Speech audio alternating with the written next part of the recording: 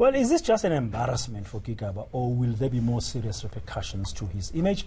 Well, to help us understand this, we joined in our studio this morning by reputation management expert Soli Mweng from the Don Valley Marketing Company. Normally when we speak to you, Soli, you are in Cape Town. It's good to have you on the couch here in Johannesburg in our studios. Really appreciate you coming in. How serious is this for to Gigaba's image and reputation, so to speak? Just overriding before we get into other details. It's very serious. Look, this man has already been in trouble with issues linked to state capture, the role he played. He still needs to tell us exactly what role he played there. We know, but it needs to come out of his mouth.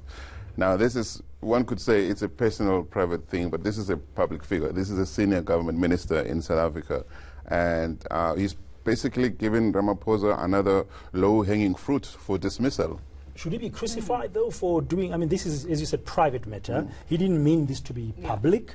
I mean, we all have private lives. He didn't do it himself. As far as surely that should be an extent. He didn't do what himself? Which part of it did he not do himself? Well, he said it was hacked. He didn't well, we don't know the video. We don't know that, right? I think these things can be proven forensically. It can be proven if he did indeed record this for his wife's pleasure alone, and he sent it to her maybe 3-4 years ago. It can be shown that he did email it to her. It doesn't. I don't know any man who records such a thing for his wife. This is really, really, really strange. So, but that's his word against whoever is going to do a proper investigation into this thing. I don't think we should just stay at his word on this one. But I'd like to know, why does it matter so much? So this was something. You know, it's between him and his wife. Whether he sent it to his wife or to somebody else, that's them. Why does it matter? I mean, it's a personal thing. He was not saying anything about the politics. It wasn't about finances. It wasn't about South Africans in general. Why is it such a big deal? He's a senior government minister. He represents this country. So next time he walks into Parliament, he sits there trying to discuss policy.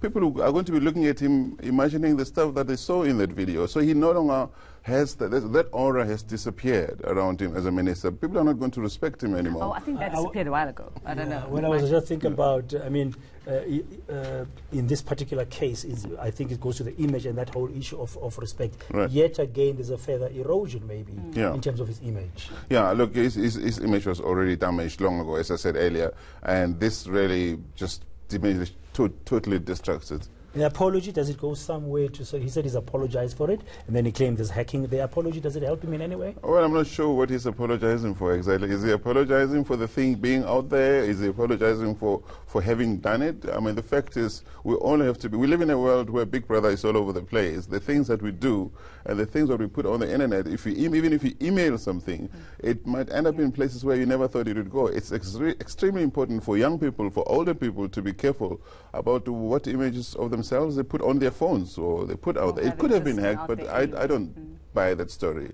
Solly, how does he, I mean, can he fix this? How does he, you're a reputational management expert, if you were to give him some advice on what to do now, rather than focusing on finding the people who did this, doesn't help in any way. Well, the first thing he needs to do is step out to show that he respects the office he occupies. And he respects the people of South Africa. He must resign. He mustn't wait for Ramaphosa to fire him. That's the first thing he needs to do. And then privately he must deal with this matter as a private person, and it'll be a private issue to him. So it should no longer be our business when he starts dealing with it in his private capacity. But for now, and for as long as he remains minister of this government, we will be looking him in the eyes and telling him this is not right. He doesn't represent this country. You don't really think there's another option? He needs to go, in your view? He has to go, absolutely. He must go. I don't see how anybody's going to respect him again. What is he apologizing for? I don't think, will he allow for a proper forensic investigation into this thing, they must date back, take his phone, look at whether or not his wife received it when he said he did it for her or not. Now, if that's the case, let's say he can prove that it was for his wife and stuff like that, that doesn't help him in any way. I do not think that he will regain all of the respect that is lost as a result of this. I think that he really needs to go. I think South Africa is not short of ministers, people who can become ministers of Home Affairs. And I think a history, and if I'm not mistaken, there's been a history of indiscretion in the past. So if somebody's proven to have lied, if it comes out that he's lied about this and sent to his wife, that he said he was and didn't, he's just going to be known as the lying minister for many things. And this is not new. It's happened in the USA. A senator about a year ago was found to have sent pictures of his private parts to a young lady he was dating, and he promptly resigned, when the thing came up. You don't wait to be fired, because, you see, we want to focus on the business at hand, which is home affairs, whether it's doing a good job, it's under the right hands. But now that he's got all this stuff being lumped onto his image, it's going to make it even harder to have serious conversations with him. I'm not going to be able to sit down in front of him and not have to stop myself from laughing. From what has been out there exactly. and what you've seen. Thank you very much, Soli, for your views and your insights. Reputation management expert Soli Mueng from the Don Valley Marketing Company.